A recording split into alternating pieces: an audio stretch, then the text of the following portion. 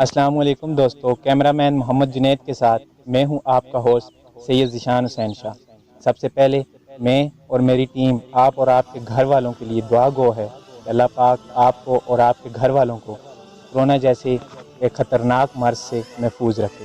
خواتین و حضرات، آج میں آپ کے لیے ایک ایسا کہانی اور قصہ لے کے آیا ہوں جس کو سننے کے بعد آپ کو ایسا محسوس ہوگا کہ ویڈیو تو آپ نے اپنی مرضی سے شروع کی ہے لیکن ختم آپ ہماری مرضی سے کرنے جا رہے ہو، کیونکہ کرونا کی وجہ سے پاکستان کے کافی علاقوں میں لاک ڈاؤن کی صورتحال پیدا ہو چکی ہے۔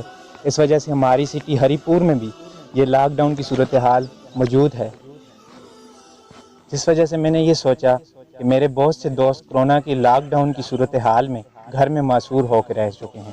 اس وجہ سے میں نے اور میری ٹیم نے یہ سوچا ہے کہ ہم آپ کے لیے روز بروز کچھ نئی کہانیاں اور دلچسپ قصے بیان کریں گے جو آپ کی زندگی پر گہرے اثرات مرتب کریں گے، اور جس کو سننے کے بعد آپ کو یہ احساس ہوگا کہ آپ کی زندگی بدل چکی ہے۔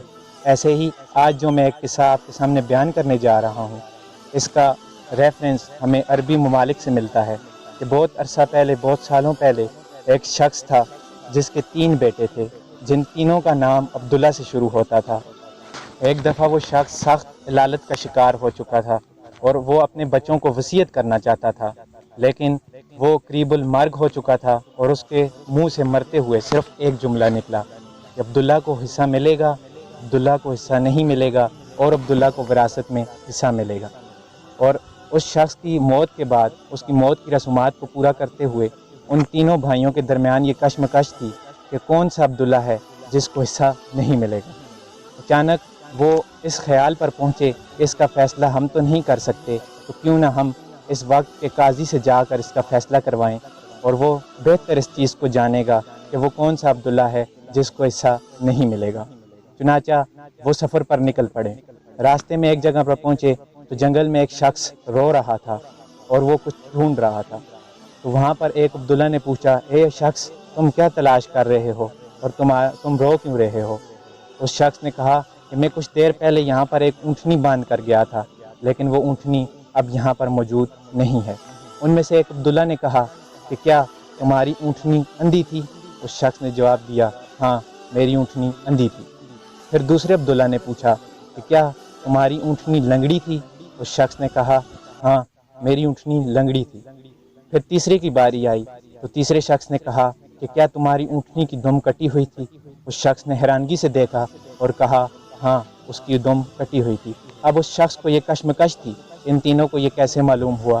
چنانچہ اس نے یہ الزام لگا دیا کہ تم اس اونٹنی کے بارے میں جانتے ہو، اس لیے مجھے بتاؤ کہ میری اونٹنی کہاں ہے۔ ان تینوں نے قسمیں اٹھانا شروع کر دیں کہ ہم اس اونٹنی کے بارے میں نہیں جانتے کہ تمہاری اونٹنی کہاں ہے، ہم نے خدا کی قسم تمہاری اونٹنی دیکھی تک نہیں۔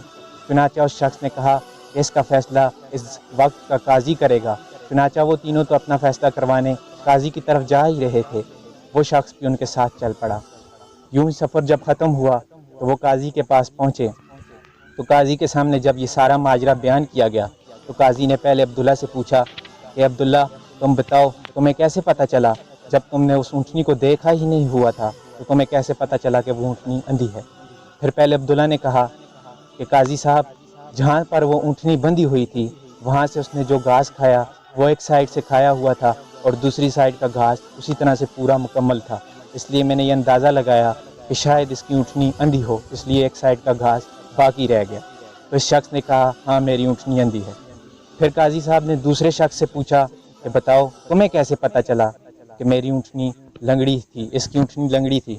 پھر اس شخص نے جواب دیا، دوسرے عبداللہ نے جواب دیا کہ قاضی صاحب، جب ہم جس راستے سے ہم سفر کر کے آ رہے تھے اس راستے پر ایک اونٹنی کے پاؤں کے نشان تھے، جسے ہم نے بغور جائزہ لیا اور ہم نے دیکھا کہ 3 پاؤں کے نشان گہرے اور 1 پاؤں کا نشان ہلکا تھا۔ چنانچہ ہم نے یہ اندازہ لگا لیا کہ یہ اونٹنی لنگڑی تھی، اس لیے میں نے اس سے پوچھا تو اس نے کہا، ہاں یہ اونٹنی لنگڑی تھی۔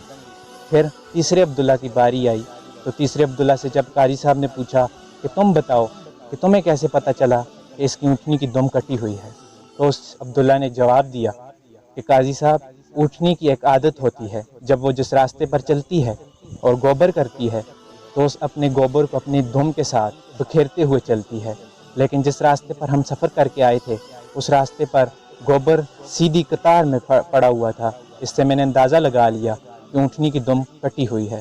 چنانچہ قاضی صاحب نے یہ سارا معاملہ سنا اور ان تینوں کے حق میں یہ فیصلہ کر دیا کہ یہ بے گناہ ہیں، انہوں نے تمہاری اونٹنی کو نہیں دیکھا۔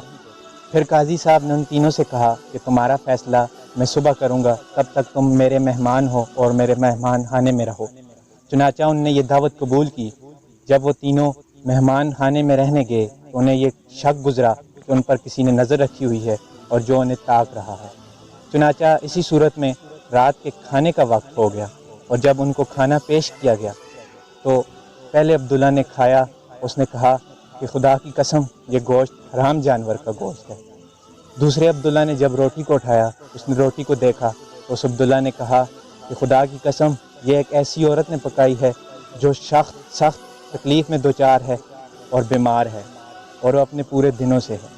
پھر تیسرے عبداللہ نے کہا کہ خدا کی قسم مجھے یہ ذرا بھی آر محسوس نہیں ہوتی کہ ہم اس قاضی سے فیصلہ نہیں کروائیں گے جو اپنے ماں باپ کی اولاد نہیں۔ جب یہ تمام فیصلہ اور تمام ماجرا قاضی صاحب کے سامنے پیش کیا گیا، جب یہ معاملہ قاضی صاحب کے پاس پہنچا تو انہوں نے اس تینوں کو طلب کیا اور ان سے پوچھا کہ بتاؤ، پہلے عبداللہ سے پوچھا کہ بتاؤ تم نے ایسا کیوں کہا کہ یہ حرام جانور کا گوشت ہے؟ تو عبداللہ نے کہا کہ جب حلال جانور کا گوشت کھایا جاتا ہے، جب پکایا جاتا ہے، اس میں گوشت کا پورشن زیادہ ہوتا ہے اور چربی کا پورشن اوپر الگ سے لگا ہوتا ہے، لیکن جو گوشت ہمیں پیش کیا گیا تھا اس گوشت کی چاروں طرف اچھی طرح سے زیادہ چربی لگی ہوئی تھی، جس سے میں نے یہ اندازہ کر لیا کہ یہ گوشت حرام جانور کا گوشت ہے۔ اس پر قاضی صاحب نے اپنے باورچی خانے سے اپنے شیف کو بلوایا اور اس سے یہ سوال کیا کہ بتاؤ، ورنہ میں تمہارا سر قلم کر دوں گا کہ تم نے حرام جانور کا گوشت تم نے میرے مہمانوں کو کھلوایا۔ اس شخص نے کہا قاضی صاحب مجھے معاف کر دیجئے گا، جب آپ نے ان تینوں کی دعوت کی مجھے تین اچھے نہیں لگے، اور اچانک جب دعوت کی گئی تو گھر میں کچھ کھانے کے لیے اور پکانے کے لیے نہیں تھا۔ پھر میں نے سوچا کہ ان کے لیے بہت دور جانا پڑے گا، اس لیے میں نے حرام جانور کو ذبح کر کے پکا دیا، لیکن مجھے یہ علم نہیں انہیں کیسے معلوم ہوا۔ پھر قاضی صاحب نے دوسرے عبداللہ سے پوچھا کہ بتاؤ تم نے یہ کیسے جان لیا کہ جس عورت نے روٹیاں پکائی ہیں وہ سخت بیمار ہے اور اپنے پورے دنوں سے ہے؟ چنانچہ دوسرے عبداللہ نے کہا قاضی صاحب جب میں نے روٹیوں کو اٹھایا تو دیکھا ایک سائڈ سے وہ روٹیاں پکی ہوئی تھیں اور جبکہ دوسری سائڈ سے وہ اچھی طرح سے نہیں پکی ہوئی تھیں، تو میں نے یہ اندازہ کر لیا کہ جس عورت نے یہ پکائی ہیں وہ سخت تکلیف میں ہے اور اپنے پورے دنوں سے ہے۔ پھر قاضی صاحب نے کہا کہ جس عبداللہ کے بارے میں تمہارے باپ نے پہلے کہا کہ اس عبداللہ کو حصہ ملے گا، وہ عبداللہ تم ہو۔ اور پھر پہلے عبداللہ سے کہا کہ جس عبداللہ کے بارے میں تمہارے باپ نے کہا کہ حصہ ملے گا، وہ عبداللہ تم ہو۔ پھر تیسرے عبداللہ سے پوچھا کہ بتاؤ تم نے ایسا کیوں کہا کہ میں اپنے ماں باپ کی اولاد نہیں ہوں؟ چنانچہ اس عبداللہ نے کہا قاضی صاحب جب آپ نے ہماری دعوت کی تو ہمارے اوپر ایک نگران مقرر کیا جو ہمیں تاکتا تھا اور ہمارے اوپر نظر رکھے ہوئے تھا۔ پھر آپ نے ہمیں حرام جانور کا گوشت کھلوایا اور پھر ایک ایسی عورت سے روٹیاں پکوائیں جو سخت بیمار تھی اور اپنے پورے دنوں سے تھی۔ چنانچہ مجھے یہ بتانے میں آرام محسوس نہیں ہوتا کہ آپ اپنے ماں باپ کی اولاد نہیں ہیں۔ پھر اس پر قاضی برہم ہوا اور جا کر اپنی والدہ سے پوچھا اور انہیں یہ سارا معاملہ دریافت کیا تو والدہ نے کہا ہاں، تم جب چھوٹے تھے تو تمہارے باپ نے ایک گلی سے تمہیں لایا تھا، ہم نے تمہیں پالا، ہم نے آپ کو اس لیے نہیں بتایا کہ تمہاری دل آزاری ہوگی۔ قاضی صاحب واپس آئے اور کہا کہ تیسرے عبداللہ سے کہا کہ تم وہ عبداللہ ہو جس کے لیے باپ نے دوسرے نمبر پر کہا تھا کہ عبداللہ کو حصہ نہیں ملے گا۔ اس پر عبداللہ سوچنے لگا کہ شاید میں نے قاضی صاحب کے لیے سخت الفاظ استعمال کی ہیں، اس وجہ سے قاضی صاحب نے میرے بارے میں یہ فیصلہ سنایا ہے۔ تو قاضی صاحب سے اس نے پوچھا کہ آپ کو یہ کیسے معلوم ہوا؟ تو قاضی صاحب نے کہا کہ جیسا انسان خود ہوتا ہے، جیسی خصلتیں اس میں ہوتی ہیں، ویسا انسان دوسرے انسان کو پہچان لیتا ہے۔ تم میں بھی ایسی ہی خصلتیں تھیں، تم بھی اپنے ماں باپ کی اولاد نہیں ہو، اس لیے یہ فیصلہ بحق ہے۔ چنانچہ وہ عبداللہ یہ فیصلہ سن کر بھرم ہوا اور جا کر اپنی والدہ سے تمام معاملہ دریافت کیا تو والدہ نے کہا کہ ہاں، تم اپنے باپ کی اولاد نہیں ہو۔ مجھ میں یہ حوصلہ نہیں تھا کہ میں تم تینوں کو یہ بتا کر تمہارے درمیان پھوٹ کا باعث بنتی، لیکن اب تمہیں سچ کا علم ہو چکا ہے، اس لیے میں تمہیں یہ بتا دیتی ہوں کہ تمہارے باپ نے جو تمہارے بارے میں کہا تھا وہ عبداللہ تم ہی ہو جس کو وراثت میں حصہ نہیں ملے گا۔ خواتین و حضرات، کورونا کے اس لاک ڈاؤن کے حصے میں آپ اپنی احتیاط کریں، کیونکہ یہ سوچتے ہوئے احتیاط کریں کہ آپ اپنے والدین کے اور اپنے گھر والوں کے لیے قیمتی اثاثہ ہیں، اس اثاثے کی قدر کریں۔ اور خواتین و حضرات، اگر آپ کو ہماری یہ کہانی اچھی لگی ہو تو لائک اور کمنٹ ضرور کریں، اور نیچے کمنٹ باکس میں ہمیں بتائیں تاکہ ہم آپ کے سامنے روز بروز ایسی کہانیاں پیش کر سکیں۔ خواتین و حضرات، اب مجھے اور میرے کیمرہ مین کو دیجیے اجازت۔ خدا آپ کا حامی ناصر ہو۔ اللہ حافظ۔ پاکستان زندہ باد۔